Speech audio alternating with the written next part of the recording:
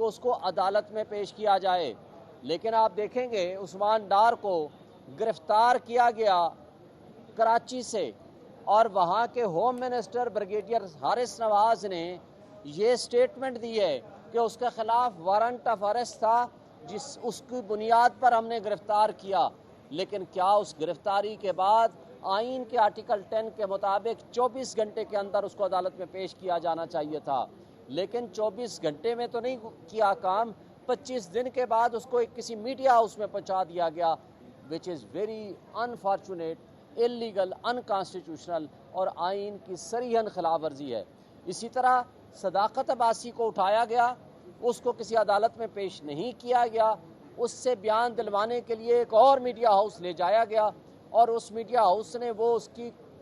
Press talk نہیں release کی، تو پھر اس کے دوسرے دن گھر لے جایا گیا، گھر میں اس کی ویڈیو بنائی گئی، ویڈیو میڈیا کو دی گئی، اور اس کے بعد پھر وہی ڈالے والے اس کو واپس لے گئے، اور کہاں لے گئے اس کا کوئی پتہ نہیں۔ اسی طرح شیخ رشید کے ساتھ جو لوگ گرفتار کڈنیپ ہوئے تھے، شاکر صاحب نامی بندہ وہ واپس آ گیا، لیکن شیخ رشید کا ابھی نہیں پتا وہ کہاں ہے۔ آپ اسی طرح دیکھو فروخ حبیب کو گرفتار کیا،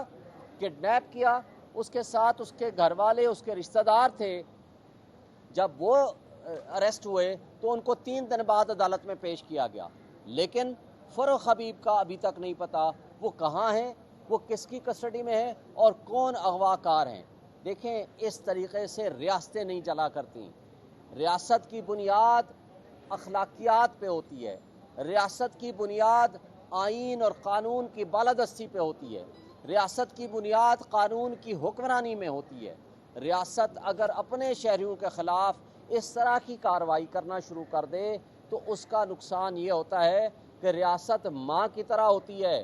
ریاست کے افراد پھر ماں سے وہ محبت کا، پیار کا، عزت کا رشتہ مانگتے ہیں، لیکن کیا ریاستی ادارے یہ ماں کا کردار ادا کر رہے ہیں؟ اور اگر نہیں کر رہے تو ان کے لیے سوچنے کا مقام ہے۔ ایک طرف جمہوریت کو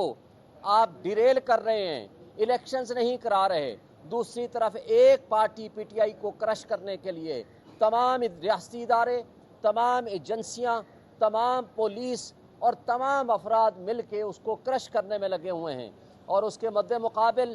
ایک اشتہاری مجرم بھگوڑا اس کو فیسیلیٹیٹ کرنے کے لیے پورے پاکستان کے تمام ریاستی ادارے، ایجنسیاں اور سارے لوگ مل کے اس کو فیسیلیٹیٹ کر رہے ہیں کہ کسی طریقے سے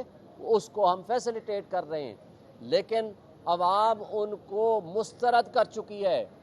اب عوام کو فیصلہ کرنے دیں، کیا ان ملک کے جو 25 کروڑ عوام آج مہنگائی، بے روزگاری،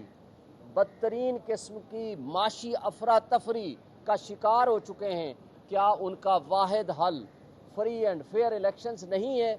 اگر وہ ہے تو آپ ایسا جبر اور ظلم اور بربریت کا ماحول نہ پیدا کریں کہ اگر ہمارے پی ٹی آئی کے لوگ پی ٹی آئی کرک میں جلسہ کریں تو ان کو سیدھی گولیاں آپ مارتے ہیں۔ مردان اور سوات میں گھر کی 4 دیواری کے اندر اگر کوئی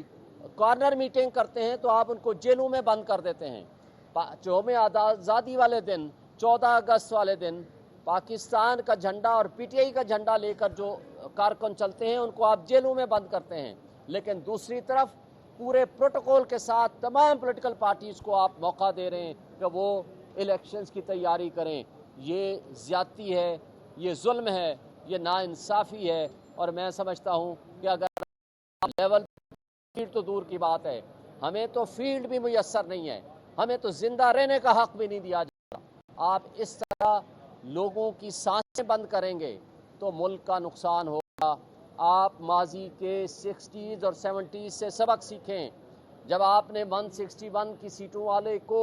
شیخ مجیب الرحمان کو غدار ڈکلیئر کر کے اس کے اوپر چڑھائی کر دی اور 81 سیٹوں والے کو اقتدار دے دیا، تو خدا نخواستہ اس کا نقصان اپنی مملکت کو ہوا، ہماری ریاست کو ہوا، ہمارے ملک کو ہوا۔ آج اس ملک میں آپ واحد سیاسی جمہوری ایک ڈیموکریٹک سٹرونگ گورنمنٹ ہی آپ کے مسائل حل کر سکتی ہے۔ آپ کو اگر احساس نہیں ہے تو آج احساس کریں اور نظر ثانی کر لیں अपनी उन पॉलिसीज़ के ऊपर। आज आप देखें एशियन डेवलपमेंट बैंक की रिपोर्ट को देखें, जिन्होंने कहा कि आपके जो फ्री एंड फेयर इलेक्शन होंगे तो उससे सियासी इस्तेहकाम आएगा, 1/3 मसाइल उसी दिन आपके हल हो जाएंगे। और उसके साथ आप अगर वर्ल्ड बैंक की रिपोर्ट को देखो तो वो एक दिल दहला देने वाली रिपोर्ट है। मैं समझता हूँ कि आज भी हमारे मुख्तदर तबकों, हलकों, इदारों को ये चाहिए कि मुल्क का सोचें, 25 करोड़ आवाम का सोचें। अच्छा सर, ये बताइएगा, आप चूँकि चेयरमैन पीटीआई के तर्जुमान भी हैं और पीटीआई के भी तर्जुमान हैं, जो फ़लस्तीन और इसराइल की सूरत हाल है उस बारे में तहरीक इंसाफ क्या करने जा रही है? हम समझते हैं कि